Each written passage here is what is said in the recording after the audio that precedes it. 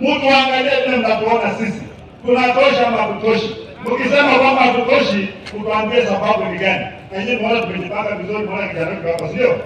Kazi yangu ni kuunite Waluhya, tukuwe na strong base wakati nenda kwa negotiating table. Kama ni Sifuna tumeweka mbele, hakuwe na watu wake wamesimama nyuma yake. Ama namna gani watu wetu? Watu wengine wote wako united. Hawezi kwenda kwa meza kama huna regional block.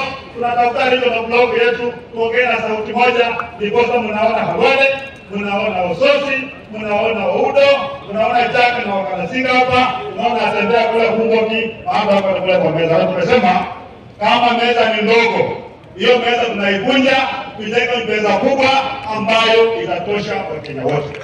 Hayo machache ningetaka kusema kwamba Mwenyezi Mungu aiweke roho ya baba yetu kiongozi wetu mahali pema pale mbinguni mpaka ile siku ambayo tutakutana. Lakini Baba, usahau wale ambao walibomoa nyumba yako wasipate usingizi, wakwenda na forever. Asante sana ya